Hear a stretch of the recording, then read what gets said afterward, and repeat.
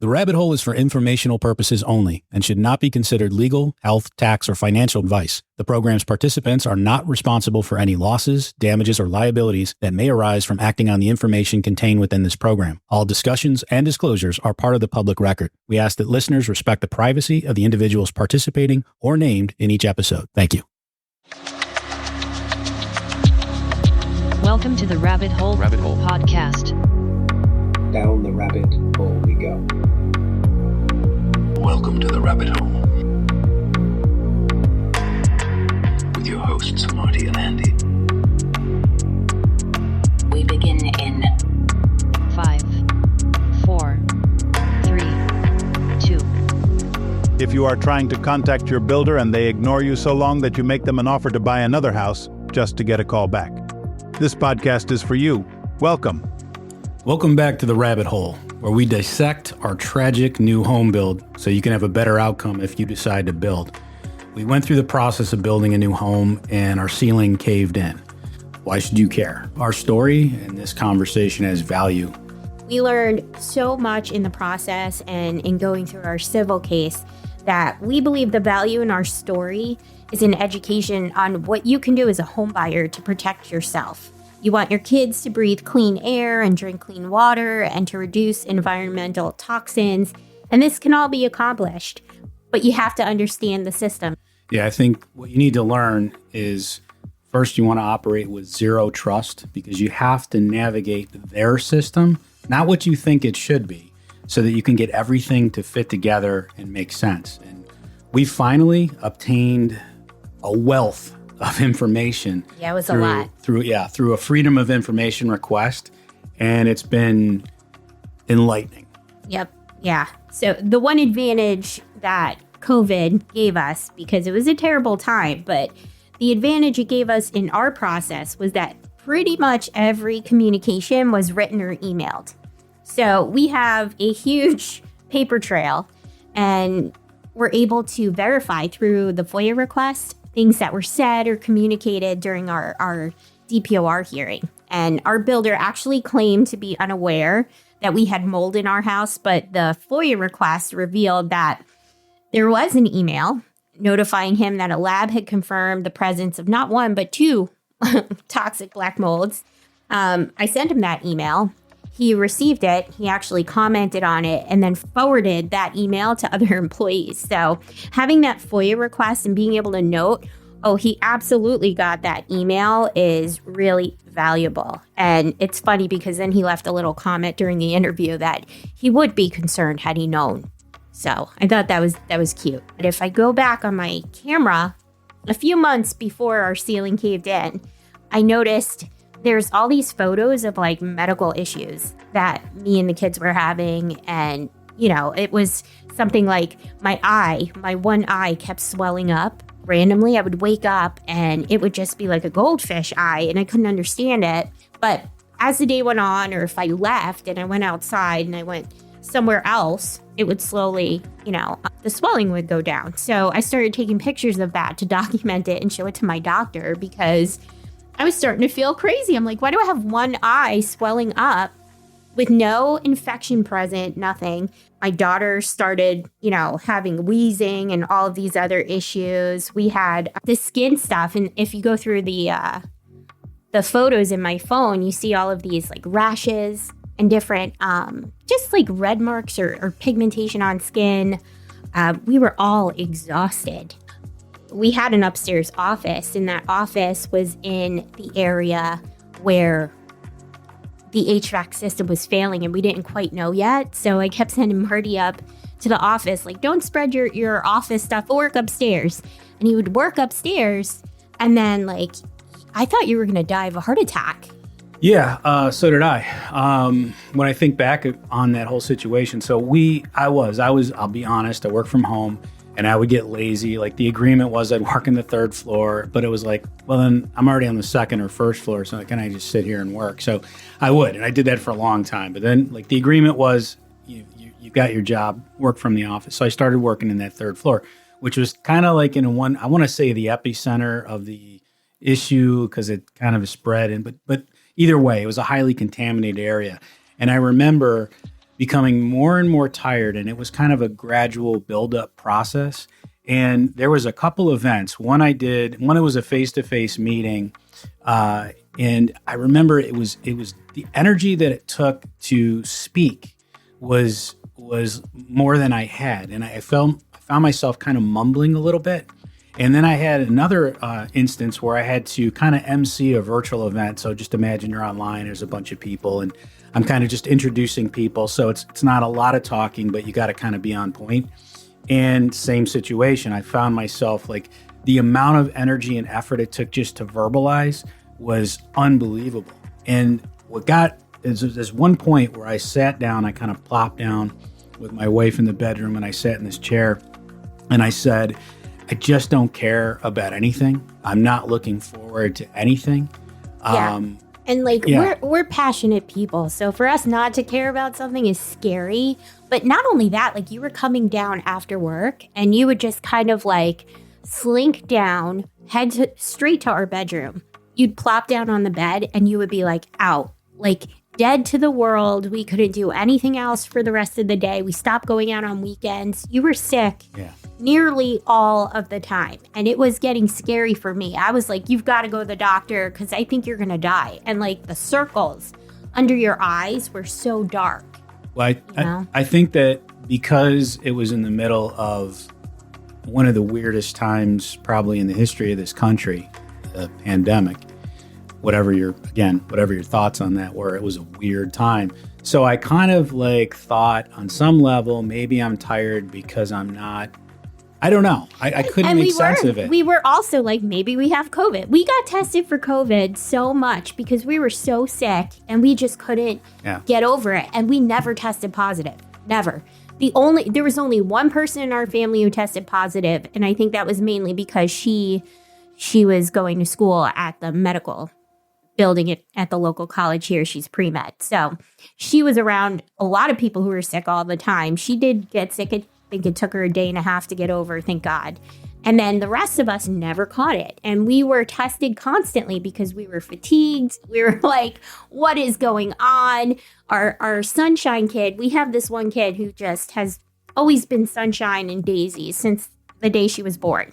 My other two, not so much, but she really is. And she was like, Mom, I don't know why I'm just sad all the time. Everything's great, but like I feel sad. We were getting really concerned. Yeah. And maybe like a month or a month and a half after it got to the point where I was starting to give up hope is when our ceiling caved in.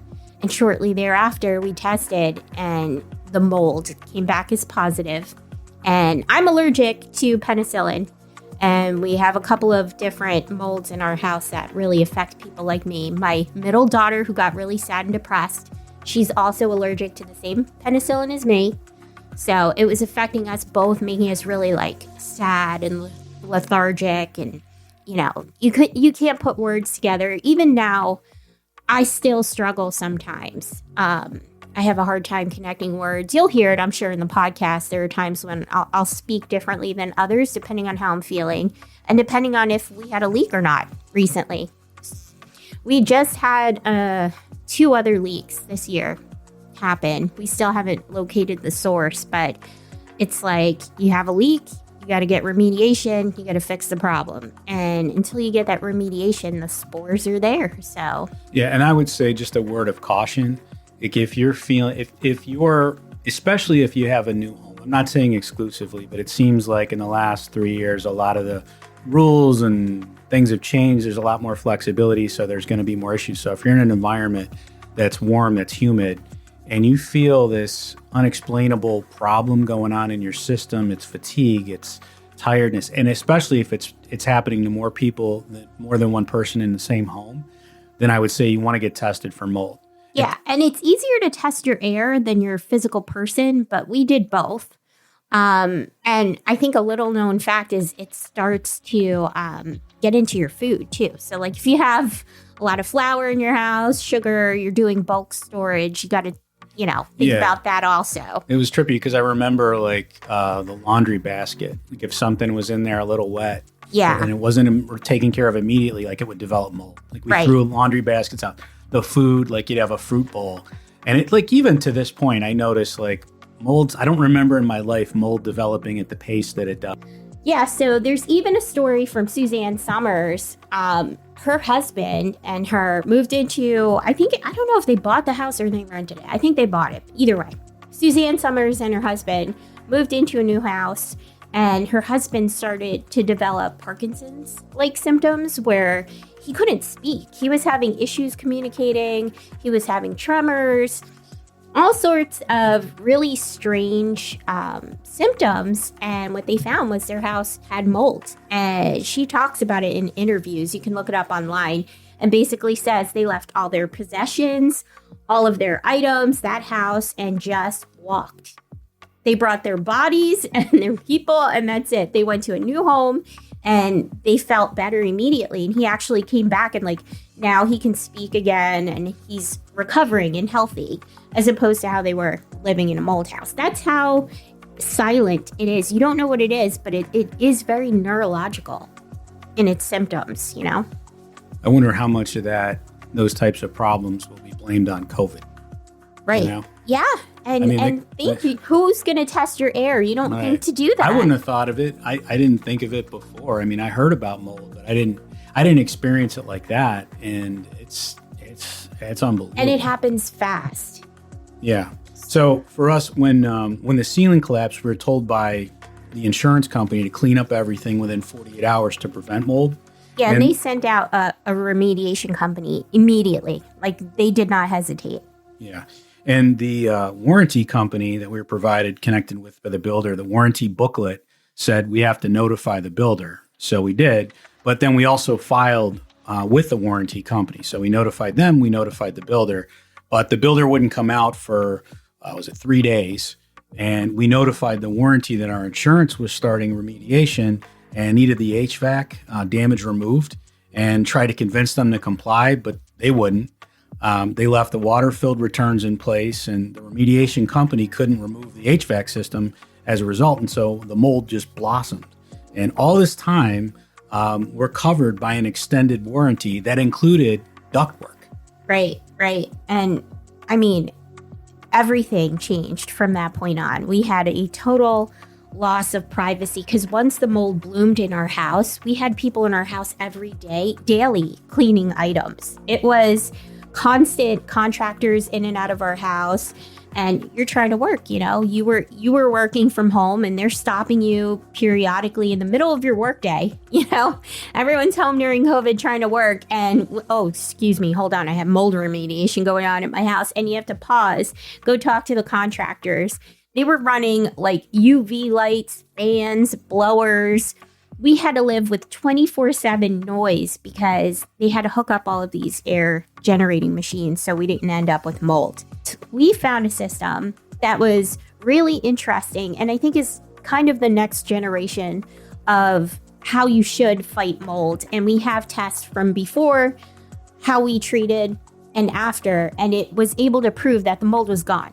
So it didn't just lower the levels, it did eradicate that infestation that we had at the time. There's been some leaks since, so it can only do what it can do. But at the time, it brought the numbers down to where we lived pretty comfortably for quite a while.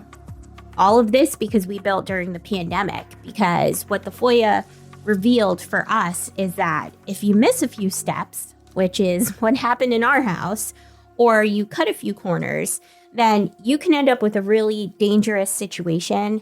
And the builder and the regulatory boards have zero accountability because the system is not a government system. They're not governing anything. It's really a corporation. Yeah, so I'm going to get a little wordy and a little preachy in this part, and I'm trying to not do that, I promise. But I think that comes down to this kind of corporatization versus government. And maybe even in conjunction with government. And it's a lot of compartmentalization of awareness and responsibility that creates a lot of firewalls to resolution. And so even with DPOR, the regulatory board that oversees contractors and realtors in Virginia, we had a great experience with the investigations team. But once it got to the point where the results from the investigators were being on their way to the review board, there's a step in between called adjudication. And that became a mess. That became essentially a firewall that blocked. I think we had nearly 1,200 documents of evidence, images, inspection reports. It was well over that. I think we were closer to 2,000 documents by the end of it. And okay, so 2,000 documents. So you would say, well, of the 2,000, and I'm saying the investigators found a whole bunch of stuff, but out of the 2,000 documents, you'd say, well, how many made it through to the actual review board? 9. And one of those documents was reference an article. It was just a generic article about the pandemic in general. And then the other document was an executive order about COVID policy. Right. So, and what's funny about that one is like the COVID policies and all of the lockdowns, none of it affected our build. There was not one that would have slowed down our build and didn't really slow down our build. But, let's include 72 pages from the governor's office when my ceiling caves in. Doesn't make any sense. Yeah. And I think that what I've come to, there's a lot of things you learn when you go through the process. And I think I've alluded to it before or talked about it. It's called e-discovery. So the idea is it's just a protocol because electronic evidence is kind of the norm now, more so than paper documents. So it's a protocol to deal with all that information. And what I've seen is their process over and over again is to front load the conversation with new information. It doesn't have to be relevant. It doesn't have to be true. But as long as you front load it with enough and you make it wide and deep enough, whoever's reviewing it aren't going to go back to the beginning. Well, and then think about that too. Now you have AI. So now AI is going to analyze this. So if you front load it with a bunch of useless information, AI isn't going to go, this is useless. AI is going to go, the predominant amount of information we have is about this subject, and it's going to focus on the useless information. Right. And that's what it's going to spit forward, because it's not a human thinking about what applies, what doesn't apply. It's just looking for algorithms. So you're creating this new, it's like putting paper shred on top of a file. It really is. It's useless information. It'll never get to the board what actually happened. And I think that's illustrated by the fact that our ceiling caved in. And the only thing we were allowed to talk about at the hearing was window screens, a crawl space door, and some kids. Let's also say this. When we're going through the FOIA, what I'm having to grapple with and to come to terms with is that this is not about having a moral victory, right? If the world were right is right, just is just, everything would work out in the end. This may or may not work out in the end. I'm grappling not with what's right and what's wrong, but the system as it stands in this structure. So when you come to grips with that and you stop saying, well, surely they're going to see this and or of course it's going to work out this way. This makes perfect sense. Any idiot could tell that I'm telling the truth and this is what's happening. Throw all that out the window because that's not your battle anymore. You probably are right. If you, as a homeowner, you've gotten to the point where your builder stopped talking to you enough to where you have to make an offer to buy another house to get them to call you back. Guess what? You're right. They're wrong. If you have to go through 4 or 5 different attorneys and explain the situation to them, and they all tell you different information based off of what they know, which is different based off of their experience, guess what? You're right, they're wrong. Because if the legal system isn't clear enough to where 5 different attorneys can agree to the same path, there's loopholes. Okay, so you're right. They're wrong. You are right. There are other people going through this. We're going through it now. I mean, it was a question of why aren't other people saying anything? But in reality, if they say anything, then whatever's on their list doesn't get done. So you're right, even if you're saying it alone. You're right, even if your experience can only be your experience. So don't worry about winning the what's right battle. Make sure that you cross all your T's and dot all your I's, but understand that vengeance is for the Lord. The right and wrong battle, that's going to be dealt with on the other side. What you're dealing with right here is just a corporate system who doesn't care what happens to you, your kids, your family, your life. It doesn't matter to them. And fight that battle.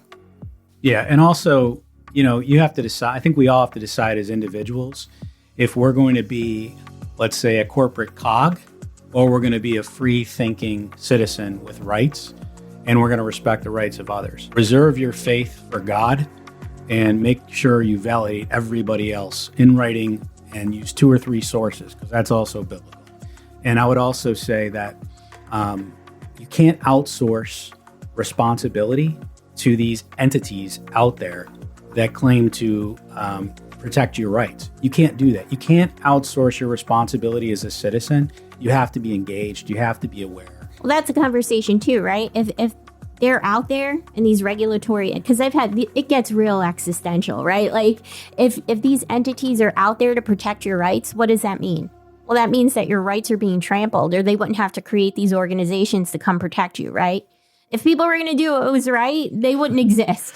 Right. So, don't believe that this is just about, fair is fair, even though we put it on the last episode. I'm not all that confident that the government is in a position to help me at this point. Well, there is no the government. It's just people, and there's collective interests, and there's influence. And we've allowed developers to donate way too much to political campaigns, because it's pretty clear to me that the state is very involved in what happens in the course of development and allotting more and more land to be built into these quick builds, production home developments, but they're not too worried about what happens after. I had a thought about Al Capone, right? And everybody talks about, Al Capone did all these things. He ran a criminal enterprise. And you know what got him? A glitch in his taxes. That's how he tripped him up. No. What got Al Capone was he didn't pay the right people. Right. And they just happen to be in the government. And if there's a lesson, the government gets paid, period. So all I'm saying is, government, you get your piece. You get to wet your beak on every situation in every different way. And I get that. I get the developers can decide if they're going to develop in your county or the next county over, and that's the carrot. But you've got to wake up to the reality that taxpayers, even though we're stuck, we got to pay, we can move too. Right. Yeah. But, I guess we have to move. I mean, I would say the best thing for me I've ever done is vote with my feet. Yep. So I would say vote with your feet, vote with your spending, but be aware of the whole process the whole time. Amen. So, yeah. But yeah, that was a fun one. So it's nice to rant a little bit after you get a FOIA request and you get to see what's been being said about you all this time. And it was enlightening. And it definitely made me dig my heels in more. So we'll be back for more episodes. Maybe next time we can have on a guest about mold. I don't know. We'll have to see who comes in first, because we keep getting information. Yeah. And then I feel like we have to kind of report on it. Yeah, I think we'll get to guests, and there's a lot of people that we've been talking to, and but I want it to make sense and I want it to be valuable. But I think you need to get a full grasp of our story, and I think the FOIA really is great for bullet points, and then from there we can jump off and get into some other details and interviews. Right, and if you want to learn more, definitely interact with us. We're looking forward to getting to know other people and hearing what you want to hear about our stories. We're pretty much an open book, so if you have questions or you want to know if we experienced something, I'm happy to answer. Leave it in the comments. Oh, that's the other thing too. I mean, we talk about this quite a lot, and I'd really like to get into other topics too, just for my own sanity. So if there's another story idea you want us to dig into and kind of get involved with, we'd love to do that too. I know that there are plenty of stories out there and the media is busy, but we're here. So this is what we want to kind of tackle and branch out into. If you're a college student in a program and part of your job, your training has to do with analyzing documents to see if they've been altered or not, we have a cool little project for you based on our FOIA receipt. So I think it might be fun to have somebody come in and analyze some documents for us. Right. And not just that, but also I was really curious after looking at everything. I think the fine in our situation was only $1,600. So my ceiling caves in, I'm out 6 figures in additional funds, but the regulatory board was only going to charge a $1,600 fine. So what I would like to analyze is how many contractors are Class A, Class B, or Class C who are fined in our county, Chesterfield County, anything. because I think $1,600 to a contractor that's only pulling, 30, 40 grand a year, that's a pretty big hit. But for a Class A contractor, I don't know what your receipts have to be, but I mean, you're making millions at that point, I would assume, or close to. Well, gross sales. Right, in gross sales. So $1,600, not that big a deal for you. So I want to see, is the government properly policing equally across the board just violations? Because we know Class A, Class B, and Class C contractors all violate. Are they being regulated in an equitable way? So if we could crunch those numbers, that actually is public knowledge. You can go right on the DPOR website and pull those numbers every year. So if one of you college students wants to go ahead and do that, or you need an internship, we're happy to help you out with that. I would love to see what the demographics of the fines look like for the contractor board in Chesterfield County. I will say this. Now, I don't know, because there's a lot of emails out there, but we've contacted some folks in the media, and some of those I don't think are going to be involved in any way, no matter what happens at any point. Some will. So I think for an aspiring student, if you want to be an investigative journalist, oh boy. Right. Do we have This is some a great fun for you? opportunity, right? Contact us. Right. Because this ties into so many people and so many issues. I don't think it goes high enough to where I'm like, our lives are at stake, Yeah. I would just so it's say, not that bad. No, but it is definitely like a tangled little web here in Richmond. I mean, Chesterfield County, especially from what I specifically.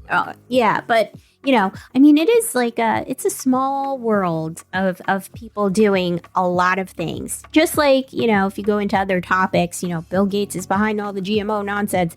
We have our own version of those icons. So it's fun. It is. And, I think about like some of the seedy stuff that happens on these Netflix series, and I'm like, this is percolating, and I've got a couple relationships, and we're kind of having these conversations, and I'm like, there may be something here. So yeah, if you're an intern and you want to have a cool story about this is how I got my start, this could be one of those situations for you. Totally. And you never know where stuff is going to go, right? Like the most fun stories, I feel like this is kind of like a Jersey thing, but you just kind of, pull a thread and see where it goes, and don't be afraid to try. If you're not afraid to try and you're not afraid to embarrass yourself, you can get involved in a lot of cool projects, Yeah, I'm going to say we watched the documentary series Telemarketers, which is on HBO Max, whatever. Yeah. And and that's kind of like how we got our start too. Kind of. Not in that kind of scenario, but we were basically like, we were telemarketers for a cable company. Well, okay. No, okay, maybe take that part out. Okay, let's not. It was a very different animal in time and long time ago, decades ago. Yeah, we weren't doing and heroin we were selling cable, not like, yeah. But I'll say this. What those guys did was cool in that they recorded everything. They didn't give up, and did policy change, because not really. Are people still getting the kick? But yeah, they're still getting paid. I feel like they went through the same thing as us. But they, to me, if I was going to say in a big picture, from a spiritual, from a human standpoint, they won. They didn't cave, they didn't crack, and they did it. They did it so. When I say bootstrapped, I mean like you got to see Telemarketers. It's just coming from. I saw Raritan Center Parkway. I remembered that place. It was the beginning of the first episode, and I was like, and a friend of mine, Mo from Chicago, was like, "You got to watch this." And I'm glad he recommended it, and it's a wild story. So I'd say like it's the pursuit of the truth, and it is David and Goliath times 10. And they had kind of a similar scenario as us. They were trying to reach out to all of these senators. They finally have a meeting with the senator. What a total disappointment. It was. He did a very good job of doing what I think he's been led to believe is his job, which is protecting interests. Yeah, but you know what bothered me the most about that encounter was they kept asking, can we get a promise from you that you're going to investigate blah, blah, blah. And the senator was like, we'll take a look at it, and if we decide it's worth it, we'll get to it. And that's been the exact answer I've received over and over and over going through our situation. It's so infuriating. Well, I'm going to blame us. I'm going to blame myself for that. We've let people we've let people control things and have rights, not rights, but have power that they haven't earned, they're not entitled to. And we've failed as citizens. We've let ourselves be divided, let ourselves be emotional, distracted. Yeah. We've done that. That's our fault. We've done it. I have all kinds of friends all over the political spectrum. And we had a couple arguments here and there, but by and large, I still have the same kind of friends all over the place. We seem to be able to get along, and we can come to terms and agree on most things. And anything we disagree on, we could sit down and say, let's try it your way for a year. If it hits this result, cool. If not, we'll try it my way for a year and revisit it. That's exactly what government can do. The fact that they're not is, well, I won't get into all why they're by not. design, right? No, it's just coincidence. A series of coincidences,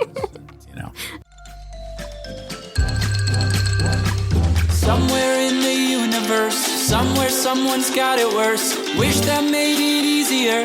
Wish I didn't feel the hurt. The world's smallest violin really needs an audience. So if I do not find somebody soon, I'll blow up into smithereens and spew my tiny symphony all up and down a city street while trying to put my mind at ease. Like finishing this melody, this feels like a necessity. So this could be the death of me, or maybe just a better me. Now coming with the timpanis and